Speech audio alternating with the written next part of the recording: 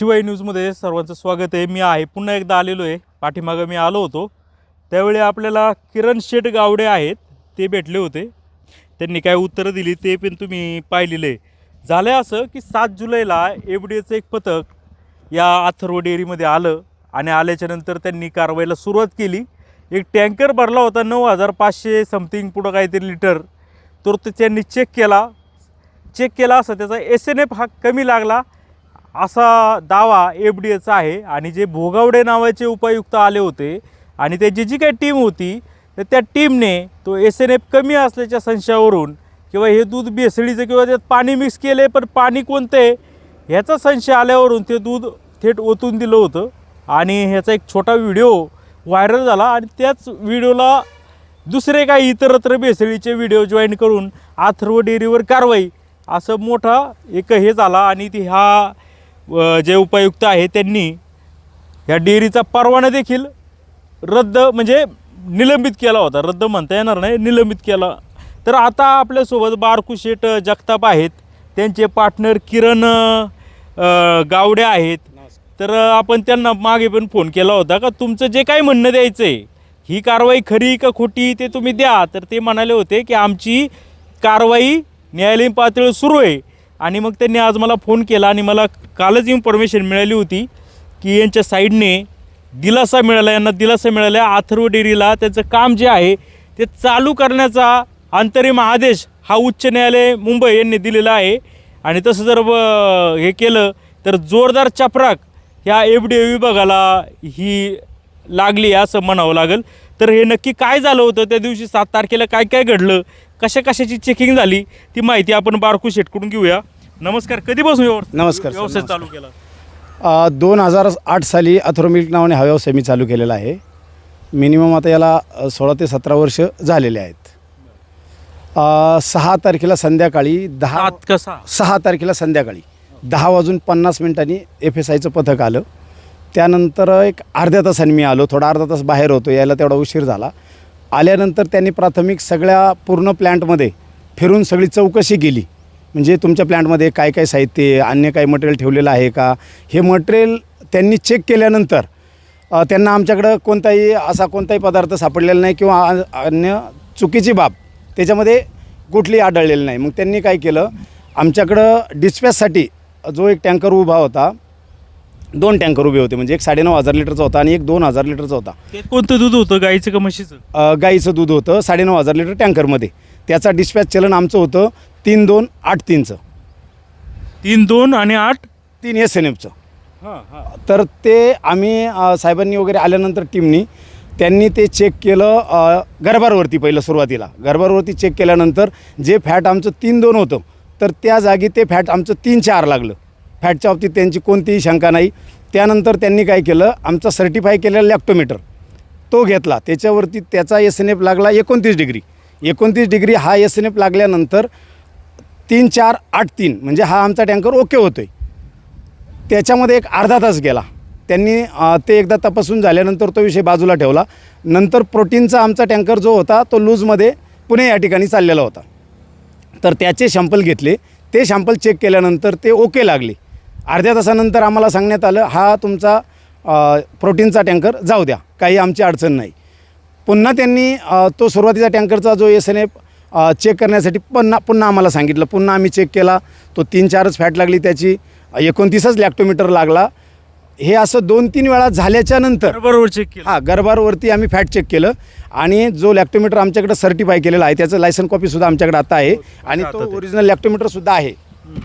म्हणजे ह्या दोन्ही गोष्टी आम्ही त्याच्यावरती चेक केल्यानंतर साहेबांनी जे काही चेकिंगचं आहे त्याच्यामध्ये तो SNF आणि फॅट व्यवस्थित लागली, एकदम व्यवस्थित होतं। आज यंत्र आहे तुमची ती सर्टिफाईड काय चुकीचं नाही, अजिबात नाही सर। बर, तर हे सगळं झाल्याच्या नंतर तो विषय ठीक आहे, मी पाहिलंय ते याच्यामध्ये तुम्ही तिकडे बाजूला राहिला असेल इथून, याच्यामध्ये आता नाही आहे। तर हा सगळा विषय झाल्याच्या नंतर आमच्याकडं एक कच्च्या दुधासाठी चेक करण्यासाठी इंडिफॉसचं मशीन आहे आणि ते मशीन फक्त रॉ मिल्क चेक केलं जातं। त्याच्यात कच्चं दूध फक्त चेक करण्यासाठी आलेल्या जे गवळ्यांचं संकलन आहे, टँकरचं आम्हाला जे संकलन येतं त्यासाठी आम्ही ते चेक करण्यासाठी ते मशीन वापरतो। त्याच्यावरती होमोनाइज पाश्चरायझचा सॅम्पल चेक केला जात नाही, कारण त्या पॅरामीटर त्याचे नाहीत, फक्त तो ओनली फॉर कच्चं दूध रॉ मिल्कसाठी वापरला जातो. मग हे सगळं झाल्याच्या नंतर त्यांनी तो शॅम्पल आमचा इंडिफॉसला लावला. तुमचेच इंडिफॉस? हा, आमच्याच इंडिफॉसला लावला. इंडिफॉसला लावल्यानंतर तो 3.45 फॅट आलं त्याच्यावरती. बरोबर लागली? हा, बरोबर लागले एकदम. आणि SNF त्याच्यावरती 7.67 आला. कारण तो SNF ज्या वेळेस होमोजिनाइज आपण जे दूध करतो त्याचे जे मॉलिक्युल आहेत त्याच्यामध्ये ते पूर्ण मिक्सअप झाल्यानंतर ते तरंगलहरी ते व्यवस्थित दाखवत नाही त्याच्यामध्ये, कारण ते मशीन त्याच्यासाठी नाही आहे. होमोजिनाइज आणि पाश्चराइज झाले. त्याच्यामध्ये दूध तुम्ही गरम करता, परत थंड करता, त्या प्रक्रियेमध्ये SNF कमी होतो? नाही, त्या मशीनला तो दाखवत नाही, कारण ते मशीन त्यासाठी बनवलेलं नाही. ते मशीन ओनली फॉर रॉ मिल्कसाठी. आणि तुम्ही वैज्ञानिक प्रूव्ह करू शकता? कंपनीचं सर्टिफिकेट आहे आमच्याकडं. आम्ही ज्यावेळेस ते मशीन घेतले त्यांनी त्यावरती आम्हाला चार्टच दिलेला लिहून, हे मशीन फक्त कच्च्या दुधासाठी तुम्ही वापरायचं आणि आम्ही फक्त ते ओनली रॉ मिल्कसाठीच वापरतोय. मग हे कमी कशामुळे लागलं? का तुमचं म्हणणं आहे का ह्या ते जे पाश्चरायझेशन किंवा हे झालेल्या प्रक्रियेमध्ये काहीतरी घडतं? तो SNF ज्यावेळेस पूर्ण दुधामधली जी साय असते, कॅरोटीन जे असते ते पूर्ण होमोजिनाइजला आपण टाकतो, त्याच्यावरती प्रेशर जातो. 2,500-3,000 हजार प्रेशरने ते दूध होमोजिनाइज होतं. म्हणजे पूर्ण दूध एकत्र मिक्सअप झाल्यानंतर तो SNF त्या मशीनला दाखवत नाही, कारण तो फक्त कच्च्या दुधासाठी असतो. मग हे सर्व झाल्याच्या नंतर लागलं मग आपल्या 67 लागला. कोणत्या मशीनला? आपल्या इंडिफॉसच्या मशीनला 767 पाहिजे. 8.3 पाहिजे. त्यामुळं मग साहेबांनी त्याच्यावरती संशय व्यक्त केला. म्हटलं याच्यामध्ये पाणी असण्याची शक्यता आहे, तुमचा SNF कमी दाखवते. साहेबांना मी म्हटलं, एक रिक्वेस्ट केली साहेबांना, साहेब गोगावडे उपाय.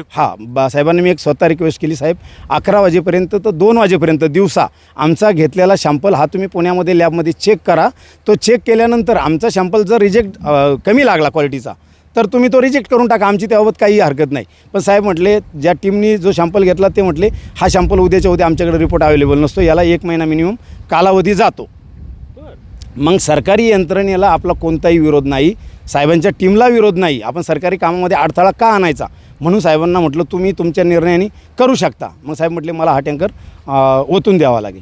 ठीक आहे, त्या गोष्टीला मी त्यांना मान्यता स्वतःहून दिली. का दिली? का ओतून द्यायचं जर तुमचं जर बरोबर असेल? सगळं ठीक आहे साहेब, पण याच्यामध्ये रात्रीचे 1:30 ते 2-2:30 वाजेपर्यंत तोच विषय चालला. 3-4 वेळा सांगितलं, साहेब मी तुमच्या टीमनी मला 2 वाजेपर्यंत रिपोर्ट दिल्याच्या नंतर निर्णय घ्या. हा शॅम्पल तुम्ही कोणत्याही लॅबमध्ये तपासा, त्यानंतर तुम्ही टँकर तो ओतून देऊ शकता. ते म्हटले 1 महिन्याच्या मिनिमम 15 दिवस ते 1 महिन्याच्या पुढं हा शॅम्पल रिपोर्ट येईल, तोपर्यंत आम्ही थांबू शकत नाही. आणि सरकारी यंत्रणेला आपण अडथळा करू शकत नाही ना, आपण त्यांना उलटं काय बोलायचे? त्यांचा निर्णय फेकायचा तर फेका, त्यांचा निर्णय. मग त्यामुळं आम्ही शांत बसलो त्यावेळेस.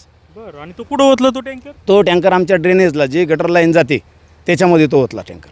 तुम्हाला एक सांगायचं आहे का, हा जो टँकर जेव्हा ओतला तर त्याचा एक व्हिडिओ व्हायरल झाला आणि व्हिडिओवरती लिहिलं अथर्व डेअरी मंचर या ठिकाणी भेसळयुक्त दूध ओतून दिलं आणि त्याला जोडून बाकीचे बी व्हिडिओ आले होते. त्याच्याबद्दल यांचं जरा शंका आहे. काय साहेब, आमचा टँकर ओतून दिला, आम्हाला त्या टँकर ओतताना सुद्धा आम्ही बाजूला थांबलेलो, त्या टँकरमध्ये सुद्धा आम्ही नाही. पण अन्य मीडियाने त्याला नगरच्या ज्या युनिटवरती कारवाई झाली, पावडर गोदाम वगैरे त्याच्यामध्ये सर्व ते आमच्या व्हिडिओला जोडलं. आयुष्यामध्ये 17 वर्ष बिझनेस करताना आम्ही 1% सुद्धा कधी पावडरची गरज लागली नाही. आम्हाला नॅचरल सोर्सवरती आम्ही काम करतोय आणि तो जो व्हिडिओ आम्हाला जोडला गेला, बेसळीव कारवाईचे व्हिडिओ तुमच्यात मिक्स केले, व्हिडिओला जोडले आणि त्यामुळं आमची खूप नाचक्की झाली. म्हणजे आम्हाला असं वाटलं का हे चुकून काय करतात ही लोक, म्हणजे आम्हाला संपवायचं काय? गरीब लोक आहे आम्ही, मेहनतीने धंदा केला आहे, रात्रंदिवस उभे राहिलो आम्ही, स्वतः संकलन केलेली आहेत आम्ही. 2008 पासून आम्ही बिझनेस करतोय. म्हणजे त्यावेळेस तर अवस्था अशी होती का स्वतः संकलन करायचं, स्वतः संकलन करून आणायचं. हे पार्टनर होते का? हा, सुरुवातीपासून आहे आमच्यासोबत, असं काही अडचण नाही त्या गोष्टीची. हो हो हो. आणि त्यामुळं विनाकारण नाचिक्की झाली. म्हणजे आम्हाला तुमच्या माध्यमातून असं सांगायचं आहे का गव्हर्नमेंटच्या कोणत्याही डिसिजनला, म्हणजे मी साहेबांना सुद्धा रिक्वेस्ट करणार आहे, बगोडे साहेबांना, तुम्हाला ज्यावेळेस तात्काळ कोणती इमर्जन्सी काही कारवाई करायची असेल ना तर तुमची फिरती लॅब तुमच्यासोबत ठेवा, म्हणजे आम्हाला पुढच्या ह्या बदनामीला सामोरं जावं लागणार नाही. याचं कारण का तर आज ते व्हिडिओ आम्हाला जोडले गेलेत. ठीक आहे, तुम्ही सांगता तुमचं इतर याच्यामध्ये काय भेसळ वगैरे आमच्याकडे काही सापडलेलं नाही, काही नाही, पण आज जग नाही ना म्हणत तसं. आम्हाला मीडियाने बाकीचे जे व्हिडिओ सगळे जोडले, भेसळखोरच म्हणतोय आणि अथर्वची नावाची तिथं बदनामी झाली पूर्ण. आणि अथर्व करणारे राहिले साईडला, म्हणजे चोर सोडून संन्याशाला फाशी झाली याच्यामध्ये. साहेब, आमच्याकडं जर डिपार्टमेंटला काही अंश किंवा एखादा ग्रॅमसुद्धा प्रॉडक्ट काही सापडला असता तर आम्ही ते मान्य केलं असतं. पण आता बघ तुम्हाला भेसळखोर म्हणून पाहिलं जाईल. म्हणजे आम्ही त्यामुळं शेवटी अपिलामध्ये आम्हाला जायला सांगितलं. ही आमच्यावरती कारवाई निलंबनाची आल्यानंतर आम्ही अपिलामध्ये मुंबईसारख्या ठिकाणी गेलो. उच्च न्यायालयात नाही, पहिलं सुरुवातीला आम्ही आयुक्तांकडे गेलो. आयुक्तांकडे ज्या दिवशी गेलो याच्यामध्ये 2 दिवस वेळ गेला आमच्यामध्ये. नक्की आपण जायचं कोणत्या दृष्टीने. पुणे विभागाला आम्ही संपर्क साधला.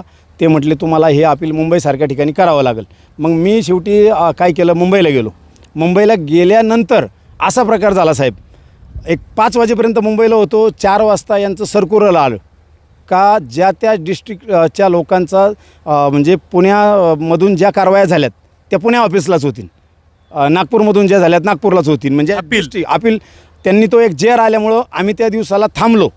आम्ही त्या ऑफिसवरून माहिती घेतली, ही फायलिंग कशी करायची, जे कंप्लेंटचे मुद्दे येते आपण फेस कसे करायचे ती माहिती घेतल्यानंतर मग आम्ही तो जेर आल्यामुळं थांबलो त्या दिवसाला.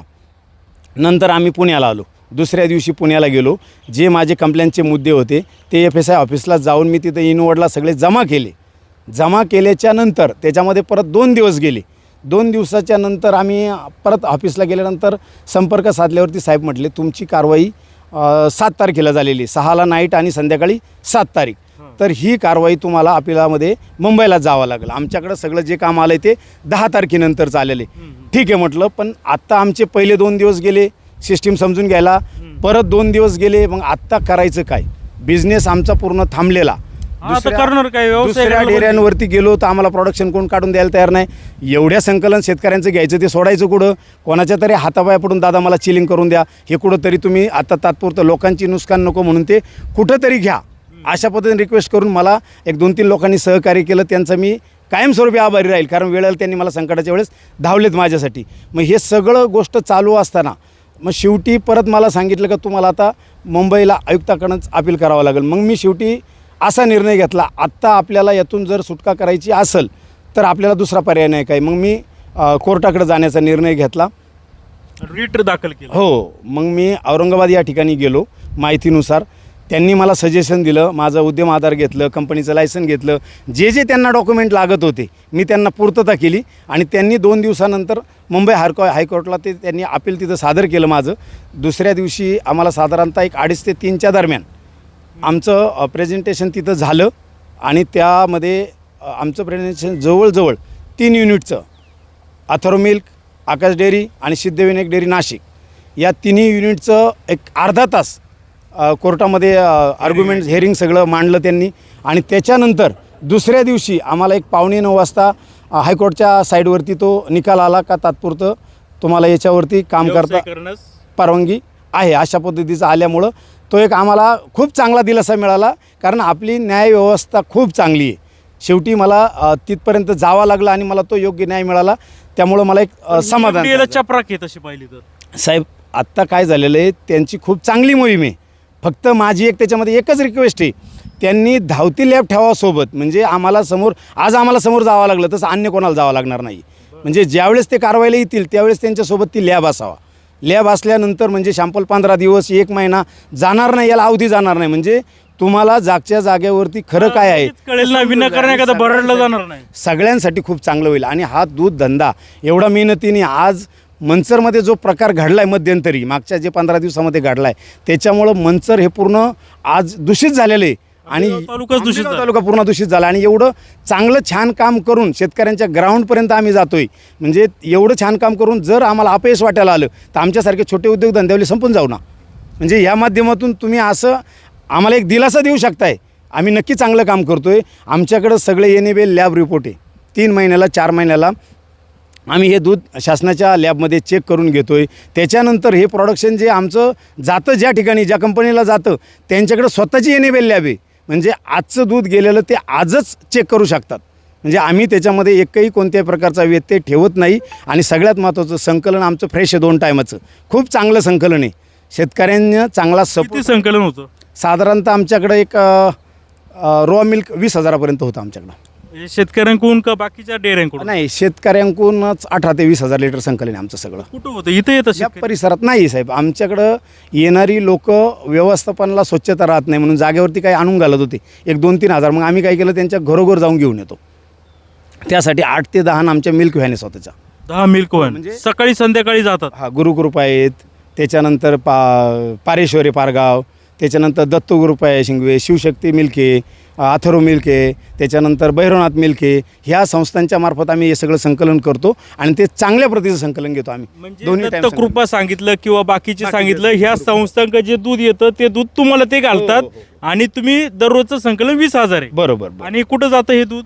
हे याच्यामध्ये सगळ्यात जास्त आपण काम करतोय प्रोटीनसाठी. जे द्वारकेश डेअरीचं आम्हाला दूध येतं ते प्रोहायलेक्ससाठी सेपरेट जातं आणि त्यांच्यासाठी जे प्रोटीन बनवतो आपण, म्हणजे त्या दुधामधलं 1 लिटरमधलं 750 ml वेस्टेज जातं. त्याच्यामध्ये फक्त ओनली 250 ml प्रोटीन मिळतं आणि ते आम्ही त्यांना कंपनीला सप्लाय करतो सगळा. प्रोविलेक हो, प्रोविलेक लिटर जातं दररोज? मिनिमम साहेब आपण 15,000चं त्यांना हेच बनवतो, स्किम मिलचं म्हणजे प्रोटीन बनवून देतो डेली त्यांना. 15,000 लिटर? 15,000 लिटरचं पूर्ण. त्यामधून ते प्रोडक्ट 15,000चं 4,000च निघते ना सर. म्हणजे त्यातला एक 75 सांगा 15,000 लिटर त्यांची मागणी, पण तुम्ही इथं प्रोसेस करून देता का? प्रोसेस करून ते 4,000च लिटर तयार होतं. 15,000 स्किम मिल्क घेतो आपण. ते उरलेलं नाही, उरलेलं ते लॅक्टो आणि वॉटर निघून जातं पाण्यातून ना. तो ड्रेन तुम्ही हे बनवू ना. त्याच्यासाठी आम्हाला जे फार्मासिस्टमध्ये लॅक्टो जो तयार होतो त्याच्यासाठी नवीन मशीन वगैरे, थोडे फंड्स वगैरे आज आमच्याकडे सगळं अवेलेबल नाही आहे. कारण सगळ्या सांगा बारकू शेठ, समजून घ्या माझ्या प्रश्नाचं. 15,000 मागं किती लिटर तयार होते हाय प्रोटीन? 4,000. मग ते बाकीचं जे काय 11,000 लिटर जे 11,000 काय त्याचं पाणी किंवा काय तुम्ही म्हणत असाल त्याचं करता काय? लॅक्टो त्याच्यामधला जो SNF आहे तो मिनिमम आपल्याला त्यातला एक 4,000 ते 5,000 लिटर मिळू शकतं आणि बाकीचं जे राहील ते पूर्ण पाणी आहे त्याच्यामधलं. कारण दुधामध्ये 15,000 पैकी 4,000 हाय प्रोटीनला गेलं. हाय प्रोटीन बाकीचे ते उरलेले याचं काय? पूर्ण पाण्यामध्ये जावं लागतं. म्हणजे फेकून देतो, आजरूची फेकून देतो. 11,000 लिटर फेकून देतो डेली फेकून देतो. तो प्रोडक्टच तसा आहे ना. फक्त 4,000 लिटर त्यातलं यूज होतो. त्याचे मला तर कळलं, म्हणजे आपण बोलतो का मोठ्या ज्या काय आहेत ना त्याच्या पावडर तयार होते, त्याचे वेगळे आज आपल्याकडे साधन नाही सर. आपल्याला तो म्हणजे फार्मसिस्ट कंपनीला वगैरे ते बोलणं चालू आहे त्याच्यावरती. ते आपल्याला विकायचं आहे त्यांना, पण आपल्याला प्रोसेस करायला आज होतात ते 11,000 लिटर ते राहिले नाही. गटरमध्ये आपल्या लाईनमध्येच जातं निघून ते रोज 11. हो, रोजचं. हे 15,000 प्रोविलेगला झालं. अजून बाकीचे जे 5-6,000 लिटर आहे त्यांना ते याच्यामध्ये पॅक होऊन जातं, त्यांच्या ब्रँडमध्ये पॅक होऊन जातं. कुणाला? प्रोविलॅकला जातं पॅक होऊन. म्हणजे 20,000 झालं. हो. मग तो 9,500 लिटरचा टँकर कुठं जातो? लूजमध्ये जातो सर. आपल्याला आपले 20,000 आहे ना. नाही, तो जो लूज सप्लाय येतो ते आपल्याला दूध पाठवतात, आपण ते बनवून देतो आणि ते घेऊन जातात, असा विषय. चला ना आपलं जरा पाहूया आपण. इतकं मोठं तुम्ही आता हे केलंय हळूहळू 2008 पासून जे तुम्ही दोघांनी कष्ट केले बरोबर, ते आता कुठंतरी आले, परंतु काही गोष्टीमुळे विनाकारण त्याचं भाव होतोय आणि बदनामी होती.